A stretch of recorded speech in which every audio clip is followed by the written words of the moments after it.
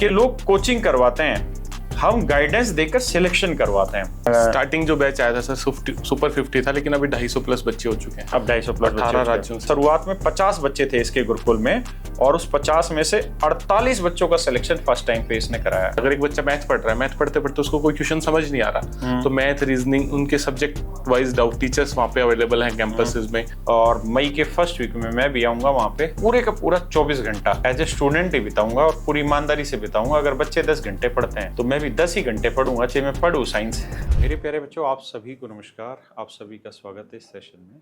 आज मेरे साथ एक बच्चा बैठा हुआ है जिसका नाम है सौरभ यादव, और इसने अपने जीवन में मतलब सही तरीके से झंडे गाड़े हैं, देसी भाषा में कहें तो।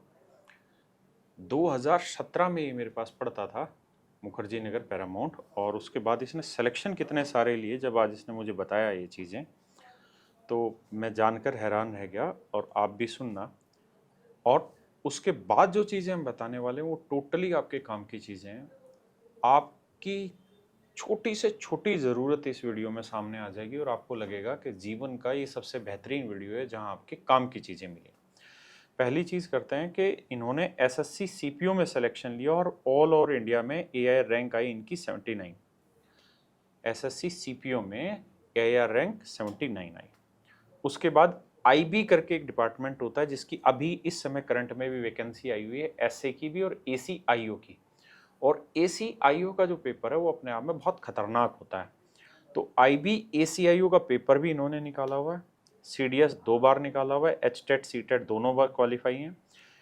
डीएसएसबी के थ्रू ये टीजीटी साइंस पे सिलेक्शन हुआ, और डीएसएसबी के थ्रू टीजीटी मैथ्स पे इनका सिलेक्शन है। और उस समय रैंक थी इनकी एआईआर 44, यानी डीएसएसबी होता है Delhi subordinate service selection board, जिसके थ्रू दिल्ली के सभी सरकारी स्कूलों में जो टीचर अपॉइंट होते हैं वो इसी एग्जाम के थ्रू होते हैं, इसी बोर्ड के थ्रू होते हैं।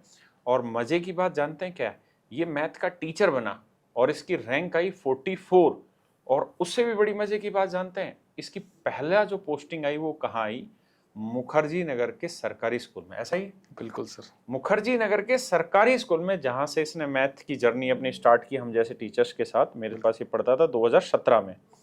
2 लड़के थे तुम, है ना जी? मैं दीपक जून। दीपक जून क्या कर रहा है अभी? अभी एक्साइज इंस्पेक्टर। अच्छा, दिल्ली में पोस्ट। दिल्ली में एक्साइज इंस्पेक्टर पोस्ट है। तो ये बच्चे सीरियस थे। तो आप समझ सकते हैं कि डीएसएसबी के थ्रू टीजीटी मैथ जो होता है वो 10th क्लास तक के बच्चों को पढ़ाने वाला होता है, अच्छी जॉब होती है।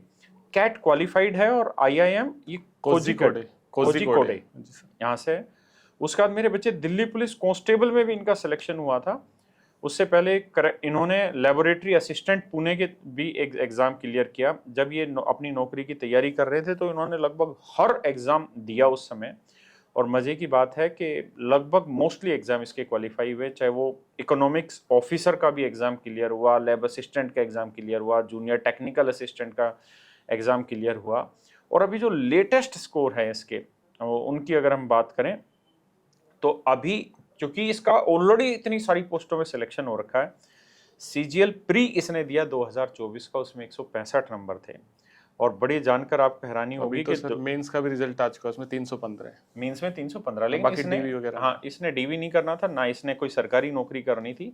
आज ये वीडियो जब हमारा कोई स्टूडेंट हमसे मिलने आता है तो, और अगर वो कुछ एक्स्ट्रा ऑर्डिनरी चीज कर रहा होता है दुनिया के सामने, कुछ नए तरीके से अपने अनुभवों को लेकर आ रहा होता है, तो हमारी भी जिम्मेदारी होती है कि हम अपने ऐसे बच्चों को प्रमोट करें और ऐसे बच्चों के बारे में खुल के पूरे समाज को बताएं कि देखो यार, ये बच्चे हमसे पढ़े थे, इन्होंने 10 नहीं 20 पोस्टों पे इसने सिलेक्शन लिया। और इसने टीजीटी की तो नौकरी की, और उसके बाद इसने छोड़ भी दी वो नौकरी, क्योंकि इसको खुद की तैयारी नहीं करनी थी। खुद की तो इसको नौकरी चाहिए ही नहीं थी। एक वक्त के बाद इसने वो मुकाम हासिल कर लिया था। इसको लगा कि मैं तैयारी करते हुए जो जो मैंने कमियां देखी हैं, जो जो चीजें मैंने झेली हैं, आने वाला बच्चा उन चीजों को ना झेले। ये भाई उस चीज में, यानी वहां पे ये हीरे को तराशने में लग गया, और उसी के बारे में आगे भी बात करूंगा। सीएचएसएल में इसके रीजनिंग और मैथ में 100% स्कोर था, और 2019 में भी और 2018 में भी, जब जिस समय पेपर थोड़ा टफ भी रहता था। अभी मेंस में भी 100% है मैथ रीजनिंग। अच्छा, इस बार सीजीएल 2024 में मैथ रीजनिंग में 100% स्कोर, नाइस है। तो सौरभ भाई ने ये काम कमाल किया है। और अब मैं इसकी उपलब्धि पे आता हूँ। कि जब ये इसने इतनी सारी पोस्टों पे सिलेक्शन ले लिया और दिल्ली गवर्नमेंट में टीजीटी मैथ्स की पोस्ट के सिलेक्शन लेने के बाद इसने अपना एक काम शुरू किया, और क्या नाम बच्चे इसका, मेंटर 365 गुरुकुल। इसका कहना बड़ा सिंपल था, जो ये लाइन लिखी हुई थी कि लोग कोचिंग करवाते हैं, हम गाइडेंस देकर सिलेक्शन करवाते हैं। ये मुझे भी बहुत हिट करी, क्योंकि किसी को पढ़ाना बहुत आसान है, लेकिन किसी की पढ़ने में मदद करना, किसी को पढ़ने लायक बनाना, किसी चीज को समझाने लायक बनाने में जो गुण होता है वो एक माँ का होता है, और ये बच्चा उस माँ जितना ही रोल प्ले कर रहा है इस जर्नी में।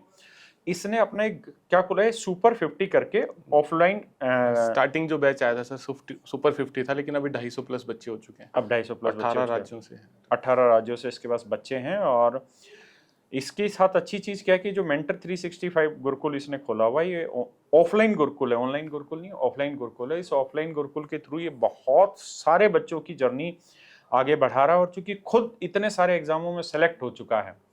और दूसरी बात इस बच्चे के साथ सबसे खूबी वाली ये है कि ये क्वालिटी पे बहुत ज्यादा ध्यान दे रहा है। और जब इसका मेरे से संपर्क हुआ कि सर मैं ये इतनी मेहनत कर रहा हूँ, लेकिन मैं चाहता हूँ कि आप ये वीडियो बनाएं, तो मैंने अपनी तरफ से एक टीचर को भेजा हमारे यहाँ, संदीप सर, और मैंने कहा एक बार देख के आओ, अगर हमारा कोई बच्चा इतना आगे बढ़ रहा है तो हम क्यों ना उसकी उंगली पकड़े और उसका प्रमोशन करेंगे इस चीज़ के लिए। और ये प्रमोशन नहीं, ये धर्म का काम है, क्योंकि बहुत सारे ऐसे बच्चे हैं जो ऑनलाइन पढ़ के फ्रस्ट्रेट हो गए हैं और अपने सिलेक्शन को नहीं ले पा रहे हैं, और वो चाहते हैं कि कोई ना कोई रास्ता ऐसा दिखे जहाँ से सिलेक्शन लिया जा सके। लेकिन कई बार वो बेचारे गुरुकुल वगैरह में जाते हैं और वहाँ नंबर ऑफ स्टूडेंट मतलब भीड़ की तरह होते हैं, अंधे भक्ति में भीड़ होती है वहाँ पे, और वहाँ पे भी उनको फिर वैसा ही एक्सपीरियंस मिलता है, तो बेचारे अपने जीवन से निराश हो चुके होते हैं। तो ये बच्चा चूंकि खुद इसने उस जीवन को अभी जिया है, 2017 में ये मेरे पास पढ़ता था, तभी इसने 2017-18 में सिलेक्शन ले लिया था। उसके बाद इसने तब से लगातार ये एग्जाम दे रहा है, अपने आप को बराबर सिद्ध करके दिखा रहा है। और देखिए, ये दुनिया पूजती उसी को है जो सिद्ध कर दे अपने आप को। इस बच्चे ने आज भी सिद्ध करके दिखाया अपने आप को कि सीजीएल 2024 के मेंस में भी मैथ और रीजनिंग में 100% स्कोर इस बच्चे का है। ये काबिले तारीफ है, और बड़ी खुशी के साथ मुझे इस बच्चे को बातों को अनाउंस करने में बड़ी खुशी हो रही है कि इसने अपना जो ये ऑनलाइन गुरुकुल खोला है, ऑफलाइन गुरुकुल खोला है, अभी ये मेरे को सारी चीजें पढ़ाने लग रहा था, टाइम टेबल पढ़ाने लग रहा था, एक एक बच्चे को कैसे ये गाइड करने लग रहे थे, उन बच्चों बातों को बताने लग रहा था, मजा आ रहा था इसकी बातें सुनकर। और अभी इसने बताया कि सर शुरुआत में 50 बच्चे थे इसके गुरुकुल में, और उस 50 में से 48 बच्चों का सिलेक्शन फर्स्ट टाइम पे इसने कराया। जरूरी नहीं है कि 48 के 48 सीजीएल इंस्पेक्टर बने हों, लेकिन पहली नौकरी जब एक बच्चा ले लेता है ना, तो उससे आगे चलना बहुत आसान होता है। शुरुआत वो पहली दरवाजा खोलने में होती है। तो इसने 50 में से 48 बच्चों को कराया पहले टाइम पे, उसके बाद वो बच्चे आगे भी अपने काम करते रहे। तो अब तू ही बता भाई सौरभ, अपनी चीजें कैसे क्या करो, जैसे मैं इसका टाइम टेबल का शेड्यूल देख रहा था। सर एक्चुअली क्या होता है कि जैसे मैंने जब मेरी प्रिपरेशन जर्नी थी 2017 में मुखर्जी नगर रहा था, तो यही चीज फील करी थी कि एक तो छोटे छोटे मतलब कमरे से, क्योंकि मैं गेम बैकग्राउंड से था, खेलने में कूदने में, तो छोटे कमरे, खुद खाना बनाना, मेड लगाते तो बढ़िया नहीं, कभी आ रही है कभी नहीं आ रही, और बहुत सारे इश्यूज थे। तो मेजरली उन सारे इश्यूज को कि बच्चे की लाइफ में क्या क्या इश्यू हो सकते हैं एक जगह पे, उनको फिर एड्रेस करा कि एक बच्चे को चाहिए क्या, फिजिकल ट्रेनर चाहिए, अगर कोई फिजिकल का एग्जाम आ रहा है तो गाइडेंस के लिए मेंटर चाहिए सिलेक्टेड, तो हमारे यहाँ मेंटर विजिट है, मैं खुद भी हूँ। उसके बाद एक बच्चे को चाहिए कि यार बढ़िया तरीके से उसको एक इन्वायरमेंट मिले सिलेक्टेड बच्चों का, वैसे बिल्कुल लाइब्रेरी है हमारे पास, रहने के लिए प्रॉपर रूम्स हैं, मैथ्स फैसिलिटी है, सारी चीजें, डाउट टीचर्स है। अगर एक बच्चा मैथ पढ़ रहा है, मैथ पढ़ते पढ़ते उसको कोई क्वेश्चन समझ नहीं आ रहा, तो मैथ रीजनिंग उनके सब्जेक्ट वाइज डाउट टीचर्स वहाँ पे अवेलेबल हैं कैंपसेस में, कोच अवेलेबल है प्रॉपर तरीके से, फिजिकल कोच है, और भी जहाँ उनको जो जरूरत है, जिम भी हमने बना रखी है बच्चों के लिए। तो जैसे जो अवेलेबिलिटी है ना, सारी चीजों को कंबाइन करके हमने उनको एज ए हॉस्टल कैंपसेस में, गुरुकुल कैंपस में उनको दिया है बच्चों को, विद क्वालिटी हम उन चीजों को देने की कोशिश कर रहे हैं। और मजा भी उसी में है, मतलब अगर आप बहुत कंट्रोल्ड एनवायरनमेंट कर दे और उस एनवायरनमेंट में उसको बेसिक फैसिलिटी अगर प्रोवाइड नहीं करें, खाने की क्वालिटी अच्छी ना हो, लाइब्रेरी की क्वालिटी अच्छी ना हो, लाइब्रेरी में मतलब वो माहौल ना बने, बिल्कुल है ना, तुमने एसी वेसी लगाए नहीं लगाए लाइब्रेरी में? 10 एसी लगा रखे हैं 160 बच्चों पे। 160 बच्चों पे 10 एसी? हाँ, वो भी 2-2 टन के, मतलब प्रॉपर तरीके से, क्योंकि जब मैं फील करता हूँ, मैं खुद लाइब्रेरी में जैसे रेगुलर ही बैठता हूँ पढ़ने के लिए ना बहुत साफ सुथरा एनवायरनमेंट चाहिए तभी पढ़ पाता। मैं जब भी लाइब्रेरी जाता हूँ रेगुलर ही जाता हूँ, कई बार मैं फील करता हूँ यार ये लाइट है, ये लाइट तो आंखों पे आ रही है, तो फिर कारपेंटर बोल भाई यहाँ सब पे पट्टी लगा दे, तो ऐसे चार्जर चाहिए तो चार्जर ऐसे लगा दे, पिन बोर्ड होना चाहिए, मुझे पर्सनली लगा, तो मैंने फिर पर्सनली सब पे पिन बोर्ड लगवा दी हर सीट पे। किस लिए लगवाया तूने पिन बोर्ड? रिक्वायरमेंट क्यों लगी तुझे? सर जैसे कई बार मैं चीजें रिकॉल नहीं कर पा रहा था, कोई टास्क बना लिया मैं भूल गया, तो मैं वहां पे उसको स्टिक करता था, उस स्टिक की नोट डेली गिर जाता था, मुझे लगा कि यार पिन बोर्ड तो होना चाहिए। ये सारी मेरी प्रिपरेशन जर्नी में मैंने चीजें नोट करके रखी थी। एक छोटी सी चीज एग्जांपल मैं बताऊं, तो यहाँ पे मैं मुखर्जी नगर एक लाइब्रेरी में था, 2000 रुपए फीस थी, काफी अच्छी फीस थी, लेकिन उस लाइब्रेरी की ना चेयर की हाइट ऐसी थी कि मेरे यहाँ पे बैक पेन स्टार्ट हो गया, क्योंकि सीटिंग 8-10 घंटे थी। तो फिर मैंने जिस लाइब्रेरी में मेरी सबसे बेस्ट सीटिंग पोस्चर था ना, मैंने हाइट उसकी की ली, चौड़ाई उसी की ली, डायमेंशंस, बहुत बेसिक चीजों पे काम करा। और एक मोबाइल फोन जो सबसे बड़ा डिस्ट्रैक्शन था, हालांकि मेरे टाइम पे नहीं था, मैंने कभी तैयारी के दौरान मेरे पास ना कीपैड फोन था, कुछ नहीं, हालांकि घर वालों ने आईफोन दिला रखा था, बट उसको मैं हमेशा स्विच ऑफ रखता था। ठीक है। तो गुरुकुल में हमने मोबाइल फोन बिल्कुल बैन कर रखा है, मोबाइल फोन अलाउ नहीं है। तो बच्चों को ऑनलाइन वीडियो वगैरह देख, तो वीडियो देखने सर अपने लैपटॉप कैरी कर सकते, नहीं तो हमने प्रॉपर कंप्यूटर लैब बना रखी है, प्रॉपर कंप्यूटर लैब बनाई है, जिसके अंदर बच्चा जाके अपने जो भी कोर्स लेना कुछ भी अपना पढ़ सकता है। और अभी तुम्हारी फीस वगैरह कैसे क्या रहती है? सर फीस स्टार्टिंग में हमने 10,000 पर मंथ से स्टार्ट करी थी, लेकिन 1 साल हो गया और कैंपस बड़े हैं, 19 एकड़ के कैंपस है, यूनिवर्सिटी टाइप। हाँ जी सर, ब्रिलियंट यार। तो 19 एकड़, तो उसकी अभी रेंट बढ़ गए हैं, तो अभी 10% इंक्रीज करा, अभी 11,000 पर मंथ फीस है पहले महीने, और एडमिशन फीस है 5,000, बाकी पर मंथ फिर 11 रहेगी। उसमें सब कुछ आ गया, मैथ फूड वगैरह सब कुछ उसी में, रहना खाना सब कुछ। अच्छा, उसमें लाइब्रेरी, पढ़ना, डाउट टीचर, कंप्यूटर लैब, सब कुछ इसी में आ गया। 11,000 रुपए पर 11,000 में। ऑफलाइन कोचिंग हम नहीं करवाते सर, क्योंकि मेरा मानना है, मेरा पर्सनल एक्सपीरियंस रहा कि मैंने आपसे पढ़ा, तो अब बच्चे मेरे से कहते हैं सर मैथ का टीचर दे दो। टीचर देना कोई बहुत बड़ा टास्क नहीं है, मतलब अच्छा टीचर भी बहुत बढ़िया तरीके से मिल जाए, लेकिन जिस लेवल पे आपने हमें गाइड किया, तो मुझे पर्सनली लगता है कि वहां पे मैं नहीं करवा सकता उन बच्चों को। और जो बच्चा आपसे ऑनलाइन पढ़ रहा है उसको कैसे उस कंपटीशन में आपके साथ खड़ा कर।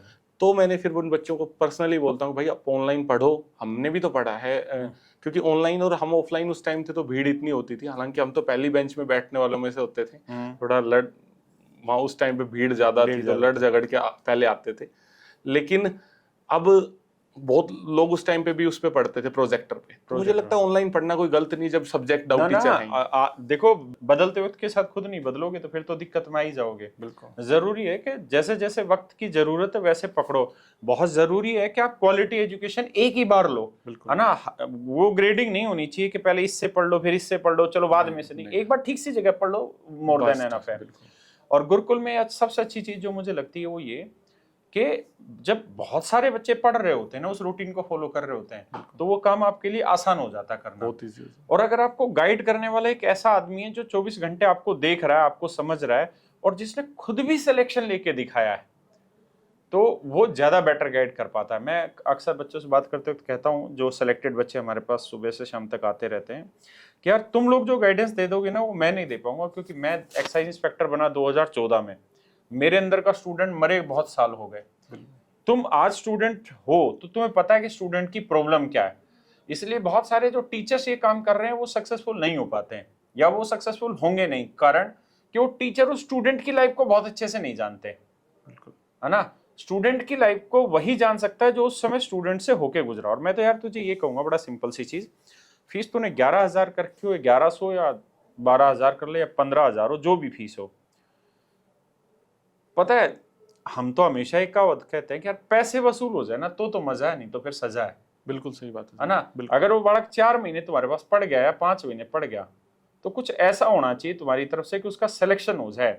तो क्या है कि वो 11,000 की जगह तुम 15,000 भी उससे लेते ना तो भी नहीं दुखेंगे। बिल्कुल सही बात। लेकिन अगर तुम उससे 8,000 ले रहे हो और भेड़ बकरियों की तरह भरे पड़े, उनके ऊपर कोई पर्सनल गाइडेंस नहीं है, और मतलब वो वाला काम हो गया जैसे ऑनलाइन में हम पढ़ा रहे हैं, लेकिन हमें स्टूडेंट का नहीं पता वो पढ़ रहा है कि नहीं पढ़ रहा। अगर वो काम है तो फिर चाहिए बेशक 8,000 ले रहे हो, वो भी बेकार है। नहीं सर, काफी चीज मैंने स्टार्टिंग में ना देख के, भेड़ चाल को देख के कि ऑफलाइन कोचिंग होनी चाहिए, मैंने स्टार्ट करी। लेकिन 1 महीने में मुझे लगा यार मैं इन बच्चों के साथ इनजस्टिस कर रहा हूँ, क्योंकि वो अभी तो मेरे पे विश्वास करके ऑफलाइन कोचिंग में बैठ गए फाउंडेशन बैच के नाम पे, लेकिन जब वो 8 महीने बाद वो निकलते हैं तो 80 नंबर पे निकलते हैं। और जिस बच्चे को मैं 60 नंबर पे ऑनलाइन कोचिंग में लेके जाता हूँ, वो 4 महीने में अपना सिलेबस भी कर ले जाता है, 120 नंबर पे पहुंच जाता है। तो हमने को बिल्कुल डायनामिक रखा है कि आप कैसे भी पढ़ो, किसी भी टीचर से पढ़ो। डाउट टीचर हमारे हैं, सब्जेक्ट में जहाँ दिक्कत आ रही है हम बताएंगे आपको, कोई दिक्कत नहीं है। तो मेजरली बच्चा जैसे आपसे पढ़ता है, रीजनिंग के लिए अरुण सर हैं, पीयूष सर हैं, इंग्लिश के लिए नहीं हम काफी अमन से काफी सारे लोगों के साथ जुड़े हुए हैं बच्चे। और वो चीज मैंने फील भी करी कि उसका ना फिर जो रिजल्ट है ना वो बहुत अमेजिंग है ऑफलाइन की बजाय ऑनलाइन के साथ जुड़ने का। नहीं, इस पे हम मतलब पूरी तरीके से सपोर्ट करेंगे यार आपको। और अगर आप बढ़िया से चीजों करते हो तो मैं खुद भी आऊंगा यार तेरे हॉस्टल में, है ना सर। मैं देखना चाहूंगा एक दिन मैं पूरे का पूरा 24 घंटा तेरे यहाँ बिताऊंगा, ताकि एटलीस्ट मैं समझ तो पाऊँ कि आज के समय में स्टूडेंट बेचारा किन दिक्कतों से होके गुजरता है, उसके ऊपर कितना मेंटल प्रेशर होता है। मैं खुद, क्योंकि गेम में मेरा वॉलीबॉल गेम था, क्रिकेट में खेलता था, प्रॉपर शाम को बच्चों के साथ क्रिकेट खेलना, दो मतलब बढ़िया कोल्ड ड्रिंक वगैरह की शर्त वगैरह लगा लेते हैं बच्चे, तो उस चीज को एंजॉय करते हैं। उनका पूरा दिन बढ़िया पढ़ते हैं, 10 घंटे का बिल्कुल कंपलसरी शेड्यूल है। और रात को शाम को जब मैं उनको खेलते देखता हूँ तो मुझे लगता है हाँ यार अब ये स्ट्रेस फ्री हो गए, नहीं तो किसी कोने में बैठ के फोन चला रहे होते, वो स्ट्रेस से ही जूझ रहे होते। तो वो चीज सबसे बढ़िया बच्चों को मिलती है वहाँ पे। नहीं, एक चीज ये बिल्कुल सही कही तूने सौरभ, और ये चीज है भी जेन्युइन। अगर हम टाइम को ना बहुत प्रॉपर मैनेज कर दें, देखो आज के समय में बच्चा अपने रूम पे रह रहा है, तो रूम पे रह रहा है तो उसका लगभग 1-1.25 घंटा तो इन्हीं चीजों में वेस्ट होता है कि खाना बनाना, फिर बर्तन धोना, इन चीजों में बेचारे का खराब होता है। अच्छा, हमने भी वीडियो बना के बच्चों को कहा है कि भाई डेली कम से कम 1 घंटे का आउटडोर वर्कआउट आपका होना चाहिए, आपकी मेहनत होनी चाहिए। क्योंकि ये दिमाग ऐसा नहीं है कि सिर्फ और सिर्फ पढ़ने से विकसित होगा, नहीं, या इसकी कैपेबिलिटी सिर्फ पढ़ने से बढ़ेगी, नहीं, इसको चारों तरफ का एनवायरनमेंट चाहिए, खेल कूद भी चाहिए। लेकिन अब जैसे पीजी है या आपकी लाइब्रेरी वगैरह है, उधर ऐसी फैसिलिटी तो नहीं मिलती, लेकिन तूने कर रखी तो बहुत अच्छी। वॉलीबॉल खेलते हो ना? तो मैं भी खेलता हूँ वॉलीबॉल, क्रिकेट प्रॉपर कति बराबर टक्कर देते हैं। तो 24 घंटे मैं भी बिताने आऊंगा भाई तेरा। बिल्कुल सर, है ना? हाँ जी। तो मई महीने में आऊंगा तेरे पास, बिल्कुल मोस्ट ठीक है। और अगर देख, मेरी बात तो सीधी सिंपल है, अगर बालक के देखो पैसा तो कमाना एक अलग चीज है ना, एक वक्त के बाद ऐसा ही महसूस होगा कि इस पैसे का करेंगे क्या। बिल्कुल, अगर हम सामने वाले को कुछ फायदा ही नहीं कर पाए तो, क्योंकि मरना तो मेरे को भी है, मरना अंबानी के छोरे को भी है ना, और मरना तूने भी है। सर मैं एक ना छोटी सी लाइन बच्चों को भी बोलता हूँ कि यार देखो ऐसी ऐसी भी जॉब मिली जिनमें पैसा अथा हुआ है, पर मैंने वो ज्वाइन नहीं करी, और मेरा ऑफलाइन में पैशन था कहीं ना कहीं। और सर मैं सच्चा बताऊं, आपने मेरे से पूछा कि डीएसएस मैथ क्यों ज्वाइन करी, फिर क्यों छोड़ी, तो मैथ ज्वाइन तब करी जब पापा ने कह दिया था भाई देख ये तो ज्वाइन करनी पड़ेगी, क्योंकि वो टीचर है, मम्मी पापा दोनों टीचर है, असिस्टेंट प्रोफेसर है, उन्होंने ये कह दिया था भाई ये ज्वाइन कर ले, नहीं तो देख फिर हमारी तो बात सुनियो मत। फिर मुझे लगा लाइफ में पेरेंट्स से बड़ी तो क्या ही चीज है, उन्होंने बोल दिया तो फिर सब छोड़ दिया। उससे पहले हालांकि मैं यूट्यूब पे बहुत बढ़िया कर रहा था, गुरुकुल खुद का ऑलरेडी चला रहा था सोनीपत में, 150 बच्चे थे मेरे पास, लेकिन पापा ने बोला कि नहीं, तो फिर मैंने कहा चलो ठीक है, मैंने सब छोड़ दिया, बंद करके मुखर्जी नगर ज्वाइन कर लिया। बट फिर मुझे लगा यार मैं जस्टिस नहीं कर रहा, जो बच्चों को सिलेक्शंस दे रहा था सारी चीजें थी नहीं, तो वापिस से फिर उस ट्रैक पे आया। और फिर जब मैं वापिस आया ना, वो 1 साल जॉब करके, उसने मेरे सोचने का तरीका ही बदल दिया। जो मेरी एनर्जी ड्रिवन मनी थी, मॉनेटरी थी कि ये करना है वो करना, वो सारा पैशन ड्रिवन हो गया वापस से। Passion driven. तो वो चीज बिल्कुल मैं बोलता हूँ कि ना यार देखो रात को खानी 2 रोटी होती है, मैं हमेशा ये चीज सोच के चलता हूँ कि पैसा तो कोई नहीं खा सकता, और सुकून से 2 रोटी जब अंदर चली जाती है तो वो सबसे बेस्ट होती है। हम देसी लस्सी गाँव की मंगाते हैं बच्चों को, परमानेंट सलाद, लस्सी, चावल परमानेंट, गुड़ देते हैं। नहीं ये बात तो क्या मत, ये मैं आऊंगा मई में ही आऊंगा, और देखा कोशिश करूंगा पहले हफ्ते में टकराने का। बिल्कुल सर, है ना, मैं आऊंगा पहले देखूंगा कि तुम्हारा खाना सॉलिड है कि नहीं है। हाँ। फिर वीडियो बनाएंगे वहीं से, अगर सॉलिड हुआ तो सॉलिड, नहीं हुआ तो भाई कती हुआ गाड़ी बकूंगा, पहले बता रहा हूं। दिक्कत नहीं सर। देखो तो मेरे भाई, अगर किसी भाई को, किसी बच्चे को ऐसी जरूरत है कि वो हॉस्टल में रह के पढ़ना चाहता है, ऑफलाइन माहौल में रहना चाहता है जहाँ और सारे दोस्त उसके साथ कॉम्पीट करने लग रहे हो, कंपटीशन का फीलिंग उसके अंदर जगे, तो इस भाई को कांटेक्ट कर सकता है। स्क्रीन के सामने जो नंबर आने लग रहे हैं और एड्रेस आ रहा है, इस एड्रेस पर जा सकते हैं। और मई के फर्स्ट वीक में मैं भी आऊँगा वहाँ पे, और मैं भी देखूँगा, और पूरे का पूरा 24 घंटा एज ए स्टूडेंट ही बिताऊँगा, और पूरी ईमानदारी से बिताऊँगा। अगर बच्चे 10 घंटे पढ़ते हैं, वहाँ तो मैं भी 10 ही घंटे पढ़ूंगा, चाहे मैं पढ़ूँ साइंस, लेकिन 10 घंटे पढ़ूंगा पूरी ईमानदारी से। क्योंकि खड़े होके रीलों में भाषण देना बहुत आसान है कि तुम आग में पानी लगा सकते हो, पानी में आग लगा सकते हो, है ना। लेकिन सच बात जिसको करना होता है ना, उसको ही पता रहता है कि वो जुनून और वो मेहनत कैसे पैदा की जाती है।